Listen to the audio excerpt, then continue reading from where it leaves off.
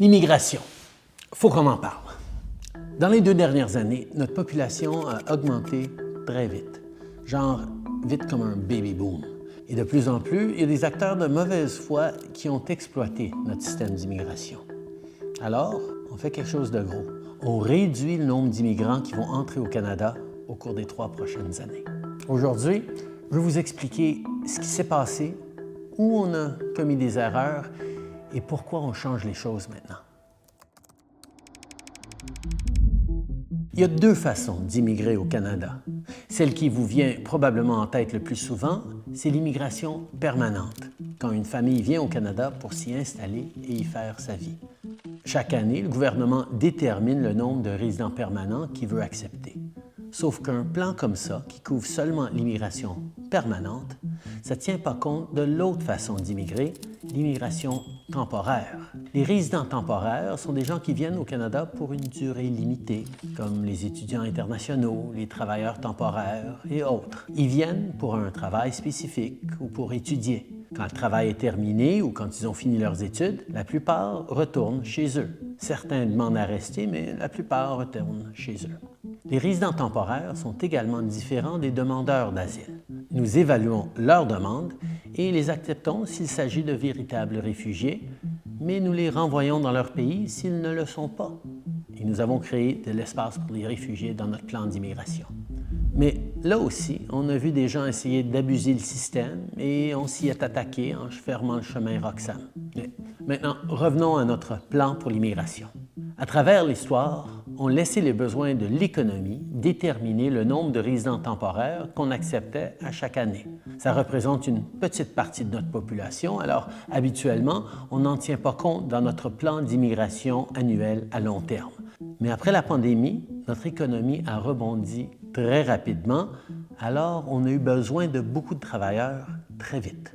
Consacré aux vraies raisons de la pénurie de main-d'œuvre. La proportion de travailleurs étrangers temporaires dans notre main-d'œuvre est devenue tellement importante que ce serait une erreur de ne pas en tenir compte dans notre planification. Alors, cette année, c'est ce que nous avons fait pour la première fois. On a un plan qui prévoit des cibles pour les résidents permanents et pour les résidents temporaires. Comme ça, on a le portrait complet des gens qui viennent au pays et on peut s'assurer d'avoir les logements et les infrastructures nécessaires pour les accueillir. Quand on fixe nos cibles, on regarde chaque province et territoire, on demande au premier ministre « C'est quoi vos besoins en matière de main-d'œuvre? Est-ce que votre population augmente ou vieillit? » On reçoit des appels d'entreprises, de PDG, d'experts de l'économie qui nous donnent leur point de vue sur où on devrait mettre nos cibles. We've had a chronic shortage of labor for the last decade. It is the #1 issue of all manufacturers across Canada. So we think there needs to be more, push the pedal to the floor to bring more people into Canada because. On a fait une entente avec Ottawa sur le programme des travailleurs étrangers temporaires parce qu'on a facilité l'accès aux travailleurs étrangers temporaires dans le secteur manufacturier. Chaque secteur veut des choses différentes. Mais après la pandémie, ils avaient tous le même message. Après 2 ans avec les frontières fermées, il nous faut plus de travailleurs vite. Alors, on a fait venir plus de travailleurs. Et ça a été le bon choix. Notre économie a connu une croissance. Les restaurants et les magasins ont rouvert leurs portes. Les entreprises ont passé au travers et surtout, malgré les prédictions de beaucoup d'économistes, on a évité le pire des scénarios, une récession. Mais il y en a qui ont vu ça comme une occasion de truquer le système. On a vu beaucoup de grandes entreprises le faire. The government says the program has been used to get around hiring Canadian workers in some instances.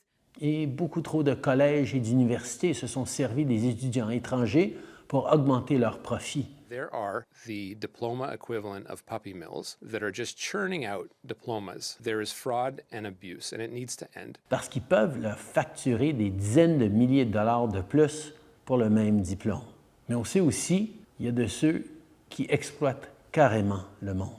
Ils recrutent des travailleurs ou des étudiants temporaires, ils leur promettent des emplois, des diplômes et des voies faciles vers la citoyenneté, des promesses qui ne se réalisent jamais.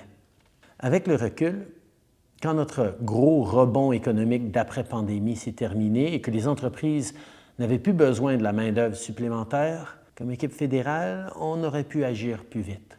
Mais c'est ce qu'on fait aujourd'hui. Now, it is time to make the adjustments to stabilize the immigration system that we need and get it working right for Canadians for right now. L'immigration relève surtout du fédéral. Bon, sauf au Québec, mais ça, je vais en parler plus tard. Ailleurs, on a tous les outils pour garder la situation sous contrôle. Et on le fait. This is a big change, a major cut to immigration. La cible originale pour 2025, c'était 500 000 nouveaux arrivants. On ramène ça à 395 000. C'est une grosse diminution. Voici le nouveau plan du Canada sur les seuils d'immigration. On va réduire le nombre de nouveaux immigrants qui entrent au Canada, les temporaires et les permanents. On veut des résidents permanents qui ont les compétences dont on a besoin. Des travailleurs de la santé pour nos hôpitaux et des travailleurs de la construction qui vont nous aider à bâtir plus de logements. Et les résidents temporaires qui habitent déjà au Canada, il y en a qui vont déposer leur candidature pour devenir résidents permanents, mais c'est planifié dans nos estimations. D'autres quitteront le Canada quand leur résidence temporaire sera finie et ça va réduire notre population. Certains pourraient faire une demande d'asile quand leur visa sera expiré, en essayant d'utiliser ce système comme un raccourci pour rester au Canada. Eh bien, ces demandes seront analysées et traitées, et si elles sont rejetées, ces gens-là seront renvoyés chez eux. Alors, si on calcule le nombre de personnes qui arrivent et qui partent, la croissance démographique sera en pause pendant les 2 prochaines années. Après ça, à partir de 2027, ça va s'équilibrer et recommencer à augmenter tranquillement à un rythme soutenable. En fait, ça nous ramène à la trajectoire qu'on suivait avant la pandémie. Cette pause va donner une chance à notre économie et nos communautés de rattraper la population, avec des choses comme notre plan pour construire des millions de logements de plus. On poursuit ces efforts, mais maintenant, on aura un peu plus de marge de manœuvre pendant qu'on construit. Plus de grandes entreprises vont investir dans nos travailleurs et nos jeunes au lieu de se tourner vers une main-d'œuvre étrangère qui leur coûte pas cher. Le plafond qu'on a établi pour les étudiants internationaux permet déjà de réduire le prix des loyers dans nos grandes villes et ils vont continuer de baisser tant que le plafond reste en place. On s'arrange pour que le système fonctionne pour les Canadiens et pour les nouveaux arrivants, plutôt que pour les grands magasins, les chaînes de restaurants, les consultants en immigration et les faux collèges et universités qui exploitent. Bon, maintenant, parlons du Québec. Je ne sais pas si vous le savez, mais le gouvernement du Québec a beaucoup de contrôle sur son immigration. Le Québec a ses propres cibles d'immigration permanente et sélectionne la majorité de ses immigrants temporaires.